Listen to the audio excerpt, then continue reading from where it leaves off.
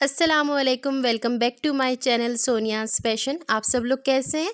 उम्मीद है खैरियत से होंगे, अपने अपने घरों में खुश होंगे, आबाद होंगे। हमारे यहाँ कराची में वेदर बहुत गर्म चल रहा है।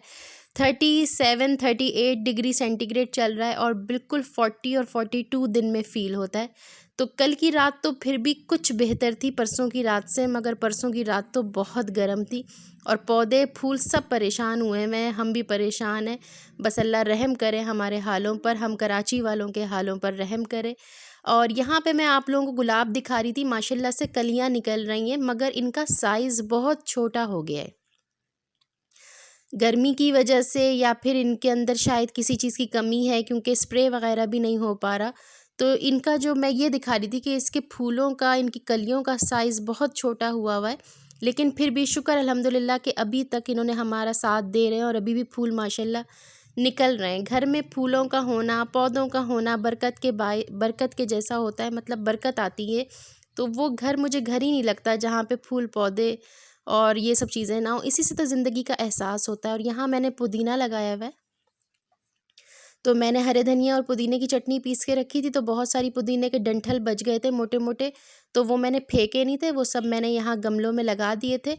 और अगर बहुत ज़्यादा गर्मी होती है तो जल जाता है, मगर काफ़ी हद तक चल भी जाता है माशाल्लाह। अच्छा, ये वो चीकू है जो यहाँ से तो बहुत छोटा लग रहा है, लेकिन ये काफ़ी बड़ा है साइज़ में, क्योंकि बहुत ऊपर है।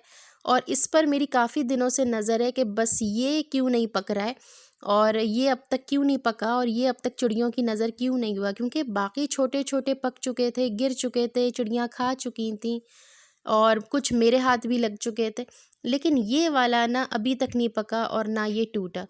और ये नींबू का दरख्त है, तो इसमें वैसे तो गर्मियों में अमूमन फूल निकल आते हैं, लेकिन ये जो मैंने इसकी पूरी स्टोरी सुनाई हुई है कि ये आधा जो है ना मादा है और आधा जो है नर है, यानी आधा पार्ट फीमेल है और इसकी साथ में ना मार्केटिंग हुई हुई है। तो वो जो फीमेल पार्ट है ना वो बहुत सूखा हुआ है।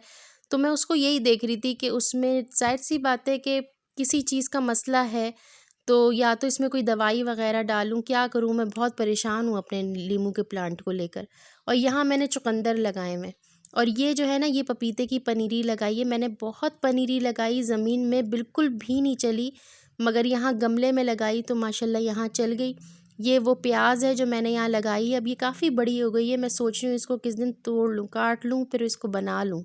और ये है टोमेटो प्लांट मेरा, माशाल्लाह बहुत चुन्नू मुन्नू छोटा प्यारा सा। और यहाँ मैं नींबू के छिलकों का अचार बना रही हूँ। अचार नहीं कह सकते हम इसको, पता नहीं हम क्या कहेंगे, लेकिन ये बिल्कुल ना चूरन का काम देता है। इसमें मैंने सिर्फ नमक लगा के रखा है, और ताकि ये डाइजेशन के लिए बहुत अच्छा होता है। तो नींबू मैंने छील के और प्रिजर्व करे थे, तो छिलके मैंने डिस्कार्ड नहीं करे थे। जब एक दो होते हैं तो बंदा डिस्कार्ड कर देता है, लेकिन जब वाफिर मिकदार में होना तो फिर ना ही डिस्कार्ड करें तो अच्छा है। और यहाँ पे असल जो बात मैं आप लोगों से आज कहने आई थी, अपने दिल की बात, वो ये थी कि व्लॉग जब मैं किसी का देख रही होती हूँ ना, तो व्लॉग में क्या चल रहा होता है उस पर मेरी इतनी नज़र नहीं होती, वो लोग क्या कर रहे होते हैं उस पर ज़रा नज़र कम होती है, उनकी बातों पर जो है ना मेरी नज़र और मेरी तवज्जो बहुत ज़्यादा होती है। तो बस ऐसा लगता है जैसे बस हम उनकी बातें ही सुनने के लिए आए हैं, और उनसे मुलाकात हो जाती है इस बहाने। हम रोज़ रोज़ एक दूसरों के घर तो नहीं जा सकते, लेकिन इस बहाने व्लॉग्स के ज़रिए या वीडियोस के ज़रिए हम एक दूसरे की रूटीन देख लेते हैं, एक दूसरे से मुलाकात कर लेते हैं, एक दूसरे से बात कर लेते हैं। तो इसीलिए मुझे व्लॉग्स बहुत अच्छे लगते हैं। और यहाँ भी जब मैं व्लॉग बनाती हूँ, रोज़ की हर हाउसवाइफ़ की, हर घरेलू औरत की या हर एक की लाइफ जो है वो सिमिलर होती है एक दूसरे से। वही घर के काम काज, वही घर साफ़ सफाइयाँ, वही बच्चे, वही खाना, वही पकाना। लेकिन हम यहाँ पर आते हैं सिर्फ़ आप लोगों से बातें करने के लिए और आप लोगों की बातें सुनने के लिए। आपके व्लॉग्स में हम आपकी सुनते हैं और अपने व्लॉग्स में हम अपनी सुनाते हैं। यहाँ पे मैं ये दिखा रही थी, साथ साथ बताती भी जाऊँ कि सारी सफाइयाँ वगैरह डन हो चुकी हैं माशाल्लाह। पूरा घर जो है वो साफ़ सुथरा सुबह ही सुबह उठ के मैंने कर दिया था। सबसे पहले मैं उठ के सारे जो है वो बेड सही कर देती हूँ जितने में ये, फिर टीवी लॉन्ज वगैरह भी साफ़ हो जाता है। साथ में मेरी हेल्पर्स भी आ जाती हैं और जो उनका काम है थोड़ा थोड़ा वो भी कर लेती हैं। यहाँ पे ना ड्राइंग रूम में बस थोड़ा बहुत फैला हुआ है, कुछ कपड़े इस्त्री के पड़े हुए हैं जो करने हैं, और ये जो इंडिया से सूट आए हुए हैं बस ये थोड़े बहुत पड़े हुए हैं, ये बेचने वाले, तो बस ये रखे हुए हैं, तो उसकी वजह से यहाँ थोड़ा सा फैला हुआ है। बाकी सब अल्लाह का शुक्र है कि घर पूरा सिमटा हुआ साफ़ सुथरा, सारे बेड्स अरेंज हैं। और सुबह ही सुबह उठ के अगर सारा घर एक तरीके से नीट एंड टाइडी कर दो ना, तो ऐसा लगता है जैसे कि हमारे रूह पे से ना कोई बोझ उतर गया।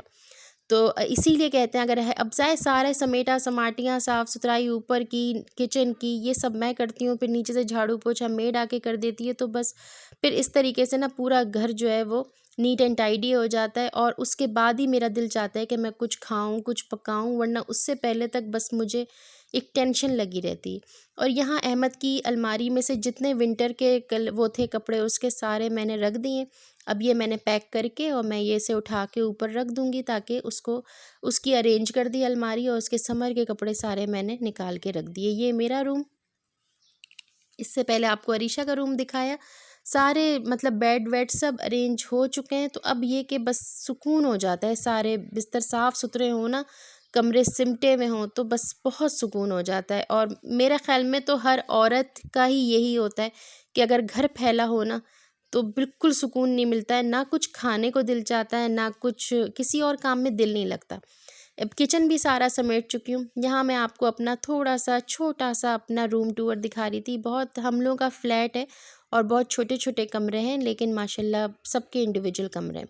और जो मेन काम है ना, वो ये है कि रोज़ का हर दूसरे तीसरे दिन हमें पानी भरना होता है, क्योंकि फ्लैटों की ज़िंदगी है तो वो तो ऐसी ही होती है।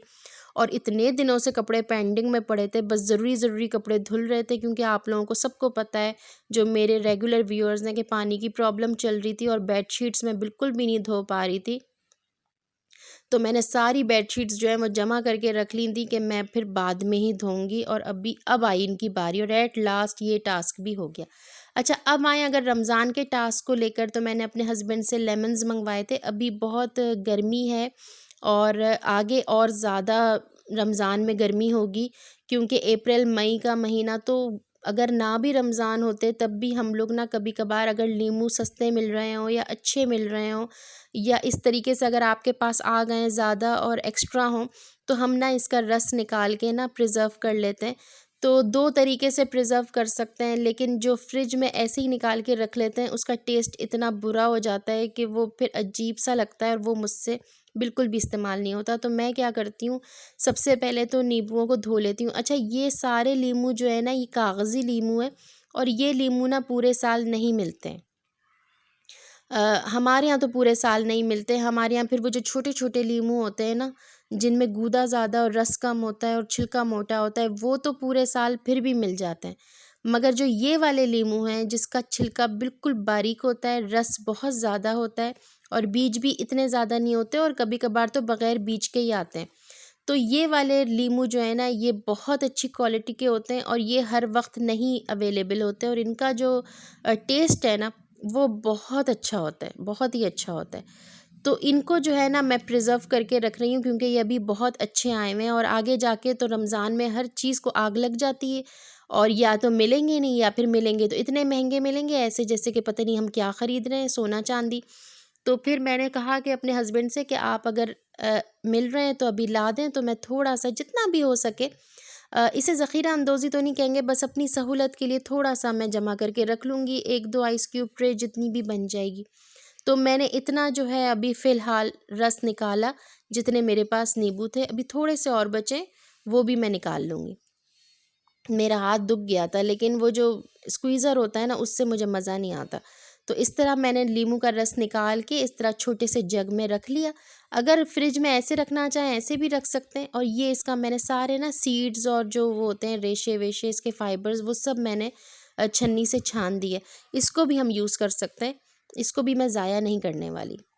तो इस तरीके से जितनी भी आइस क्यूब ट्रेस थी ना मेरे पास, साफ़ सुथरी, मसालों वाली नहीं जिसमें मैं हरा मसाला या इमली या वो सब टमाटो प्यूरी वगैरह सेव करती हूँ, ये वो वाली नहीं है। ये बिल्कुल साफ़ सुथरी आइस ट्रेज़ हैं, बिल्कुल पानी वाली समझे, इसमें कोई फ्रेगरेंस वगैरह नहीं है। तो इसमें ना मैं जमा करके, और इस तरह से आइस क्यूब्स जैसे पानी के बर्फ़ के क्यूब बना लेते हैं ना, ऐसे हम नींबू के रस के क्यूब बना लेंगे। तो जब भी हमें शिकंजबीन पीनी हुई, या जैसे रमज़ानों में शरबत वग़ैरह जाम शीरी या रूह अफ़ज़ा का बनता है, रेड वाला शरबत, तो आपको पता है मतलब उसके बग़ैर तो रमज़ान मुझे मतलब रोज़ा खोलने का दिल नहीं चाहता। जब तक जाम शीरी का एक गिलास ना मिले ना, और अगर उसमें नींबू डला हुआ हो तो क्या ही बात है। तो कभी ऐसा होता है, कभी नींबू नहीं होता, कभी टाइम नहीं मिलता, क्योंकि उस वक़्त इतने भागम भाग सब काम करना होता है।